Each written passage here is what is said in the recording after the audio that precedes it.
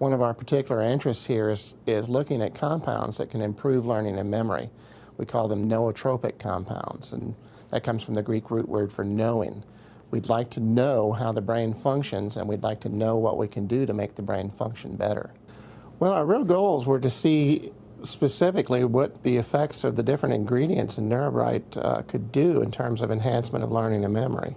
We wanted to see whether this could actually enhance what we call declarative memories, the sort of memory that people have troubles with as they age. Neurobright, which was the combination of microhydrin with a number of different herbal antioxidants, produced a really nice, very significant, statistically significant improvement in learning and memory, not only in young animals, but particularly notably in aging animals. And those are the animals that have the greatest amount of memory problems, just like aging people have memory problems.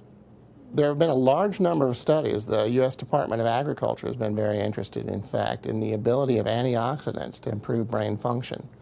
As we get older, we produce more and more free radicals in the brain, and increasing free radical load requires an increase in the amount of antioxidants to essentially repair the damage that those free radicals are doing. Under normal conditions, we probably don't take in enough antioxidants in our normal diet. That's why people take vitamin pills and take supplements. But even that alone is probably not sufficient. It looks like by adding microhydrin into the mix along with these other antioxidants, it actually produces a significant benefit above what supplementation with the antioxidants alone can produce. Well, rats are actually a very standard experimental model that people use for preclinical testing. They're a nice, easy species to work with. They'll accept a diet on a regular basis. They have the very similar developmental lifespan to what people have. You know, they go through infancy, through childhood, through adolescence, through normal adulthood, and then they have an extended senescence period too as they get older. And we're particularly interested in things at the end of the lifespan, in the aging range, from middle age on up to quite advanced age. And that's particularly areas where we see a lot of potential benefits for development of compounds that can actually improve learning and memory. What we did was treat rats daily with either the Neurobright or with the various components of Neurobright or the controlled diet. And then every morning they were placed onto a spatial maze. And there were chocolate milk rewards located at the end of the maze. So rats really like chocolate milk. They would run around looking for that. And every day it was located in a different location. We got a major improvement in the ability of rats to learn new sorts of information.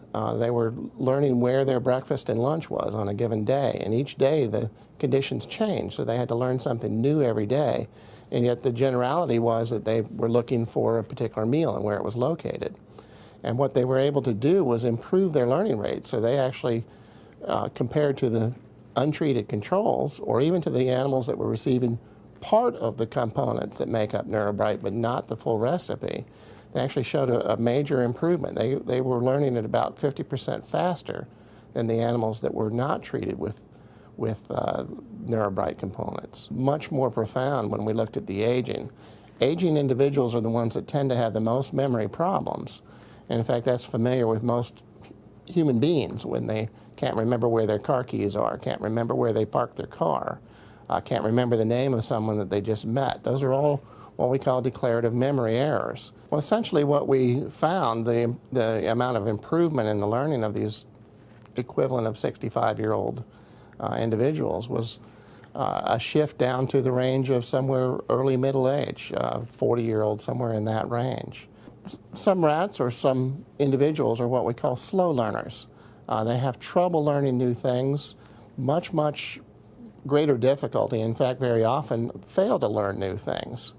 So someone might never be able to remember where they put their keys. They have basically the choice of only putting their keys in one spot every day, or they'll never find their keys again.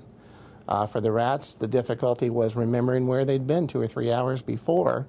So then they had a choice. Should I go back to a given location or should I go to a new location? The slow animals never could learn that distinction. They couldn't remember something 2 or 3 hours earlier. When we gave the rats Neurobright, we lost that group. We had no animals that were slow learners any longer. all of them were able to remember, even if they were still slightly slower than young animals, they still all showed an improvement in their learning ability.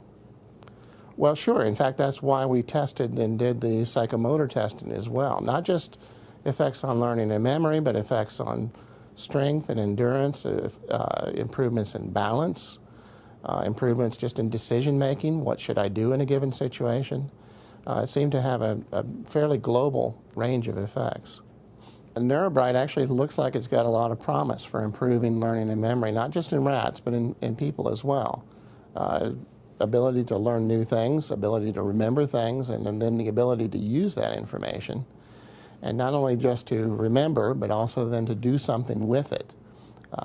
Not just in terms of mental improvement, but in terms of physical activity, being able to process the information, being able to go out, move around the environment, and do something with it. I've been taking it myself. I have no hesitation to do so.